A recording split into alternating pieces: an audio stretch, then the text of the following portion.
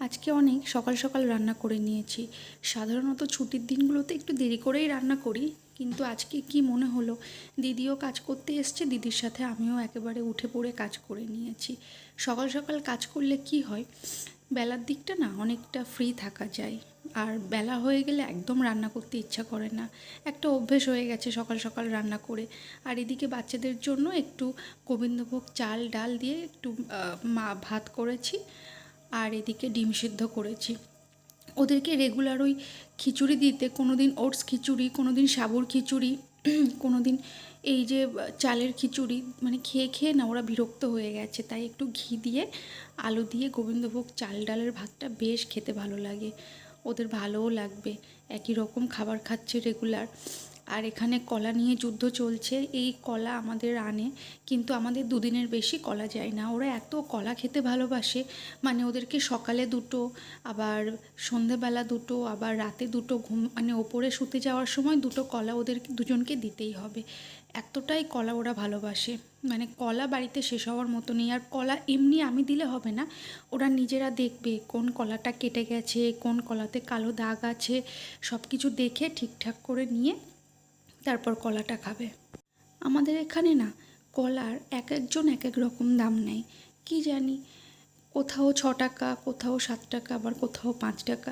আসলে কাঁঠালি কলাটা আনতে বলি, কিন্তু কাঁঠালি কলাটা না ওরা খেতে আর ভালোবাসে না। অনেক খেয়েছে, এখন আর একদম কাঁঠালি কলা খেতে চাইছে না, তাই এটা আনা।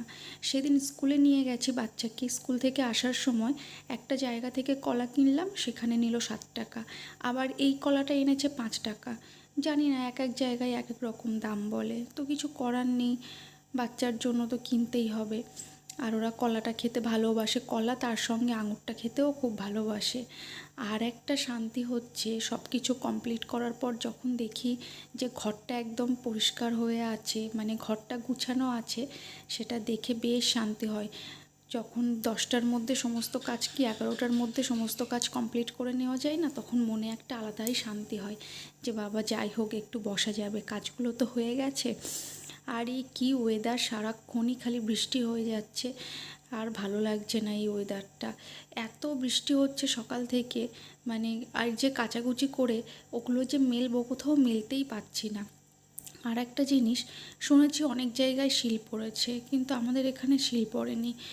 আমাদের মানে বাড়ি থেকে একটু দূরে অনেক জায়গায় শিল পড়েছে, সেটা আমি পরে শুনছি, কিন্তু আমাদের বাড়িতে আমি শিল তো দেখতেই পেলাম না। যখন কেউ আমাকে বলছে যে শিল পড়েছে, তখন আমি এই ভিডিওটা দেখছি, যে দেখি তো আমাদের এখানে শিল পড়েছে কিনা, কিন্তু দেখলাম যে না, কোথাওই শিল পড়েনি।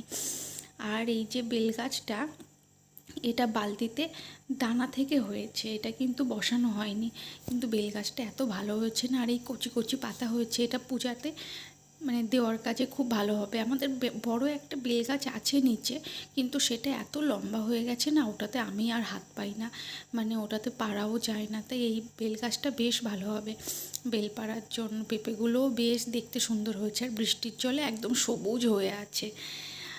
তো অনেকক্ষণ হলো, এই তো দুপুর হয়ে গেছে, প্রায় 3টে সাড়ে 3টে বেজে গেছে।